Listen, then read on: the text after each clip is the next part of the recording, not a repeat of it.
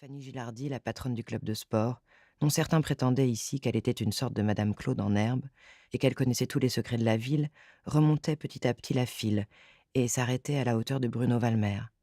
Elle lui adressait quelques mots, et il hochait la tête en réponse sans la regarder. Elle, pourtant, continuait à parler, et s'agrippait même à son bras. Était-elle cliente de l'avocat? De quelle affaire pouvait-il bien discuter? La réunion avait lieu dans une petite salle prêtée par le syndicat du personnel soignant au rez-de-chaussée de l'aile ouest, près des cuisines et de la cantine. C'était une salle carrée aux murs peints en verre, couverts d'affiches plus ou moins à jour et de panneaux de liège. Le mobilier était succinct et peu attrayant, 2 armoires métalliques grises fermées à clé et un petit bureau du même métal poussé contre le mur pour l'occasion. Une douzaine de chaises disposées en cercle occupaient la plus grande partie de l'espace et elles étaient toutes utilisées.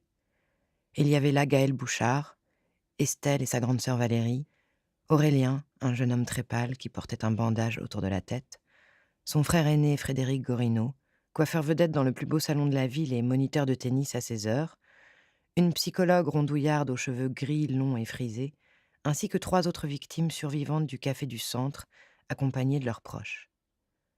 Dans le silence, s'élevait la voix fluette d'une jeune femme qui disait qu'elle ne dormait plus et ne pourrait plus jamais dormir tranquille tant que Thomas Magnus ne serait pas retrouvé, et que même alors, elle aurait toujours peur du jour où il ressortirait de prison.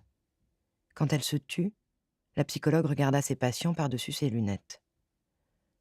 Nous remercions Marie pour son témoignage.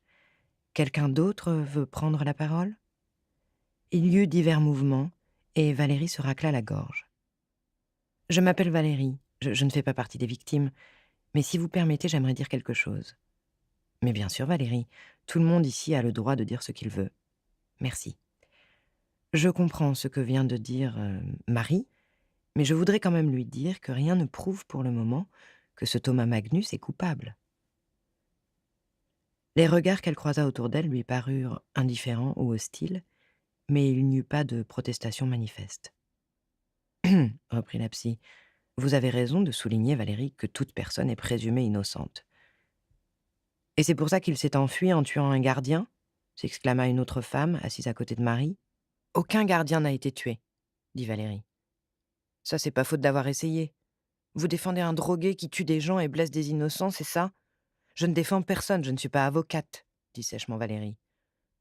Je suis d'accord avec ma sœur, déclara soudain Estelle. Moi, ce n'est pas ce Magnus qui m'a blessé, mais quelqu'un qui m'a flanqué par terre et qui m'a marché dessus. Et la plupart des blessés, c'est pareil. Ce qui leur est arrivé, c'est à cause de la panique et la bêtise des gens. Moi, c'est le tueur qui m'a frappé, dit calmement Gaëlle. Elle n'ajouta rien, et personne ne reprit la parole après elle. Au bout de 20 secondes, la psy rompit le silence. Pouvez-vous vous présenter? Je m'appelle Gaëlle et je suis avocate. Enfin, j'étais avocate jusqu'à présent. Je vais m'efforcer de continuer à pratiquer mon métier, même si cela est difficile car je ne vois plus. Elle se tut et le silence retomba. Merci Gaëlle, dit enfin la psychologue. Voulez-vous ajouter quelque chose? Oui, je suis d'accord avec Valérie. Pour l'instant, personne ne peut dire avec certitude qui est l'assassin, pas plus qu'on ne connaît les raisons pour lesquelles on a tiré sur ces 2 personnes. Tout ce qu'on peut dire, c'est que Thomas Magnus, coupable ou innocent, n'est pas seul. Il a bien fallu un ou des complices pour l'aider à sortir de l'hôpital, et pour le cacher ensuite. « Mais vous avez vu le visage de celui qui vous a blessé ?» dit Valérie. « Non, mais il tenait un gros pistolet à la main, et c'est avec ce pistolet qu'il m'a frappé. » Elle indiqua sa tempe.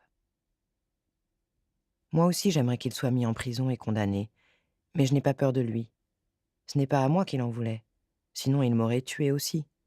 D'après ce que j'ai entendu dire, il avait 2 pistolets, avec des chargeurs de 16 balles. Il aurait pu tuer au moins 30 personnes s'il en avait eu envie. Mon frère était au mauvais endroit au mauvais moment, dit Frédéric le coiffeur. Lui aussi a été piétiné par la foule. Moi, je suis comme Estelle. La foule me fait plus peur que ce tueur. Il y eut un concert d'assentiments. Moi, j'ai peur des gens, dit une voix de jeune garçon. Jonathan, c'est toi qui as dit ça? Fit la psychologue. Le garçon hocha la tête. Tu peux te présenter, s'il te plaît? Jonathan, 6e B. Il y eut quelques rires vite étouffés. Tu pourrais nous préciser ta pensée, Jonathan? Tout ce que je voulais dire, c'est qu'on ne sait jamais de quoi les gens sont capables. On voit quelqu'un entrer dans un café ou une école ou dans une poste ou dans un train.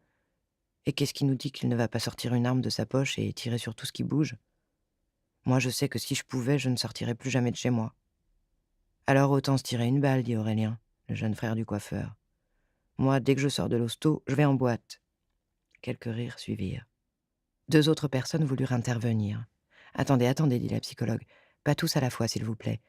Je voudrais que Jonathan nous dise ce qui pourrait contribuer à le rassurer et lui faire envisager l'avenir avec plus de sérénité. Vivre sur une île déserte, dit Jonathan. À la sortie de la réunion, Frédéric rejoignit Valérie. J'ai bien aimé ce que vous avez dit, remarqua-t-il, c'était gonflé. Elle lui sourit.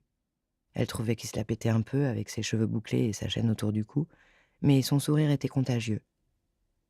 Moi, celle que j'ai bien aimée, c'est elle, répondit-elle en montrant Gaël qui s'éloignait, guidé par la psychologue vers un taxi.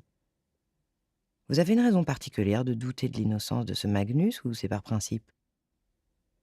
Elle lui lança un regard soupçonneux, comme s'il avait émis une incongruité.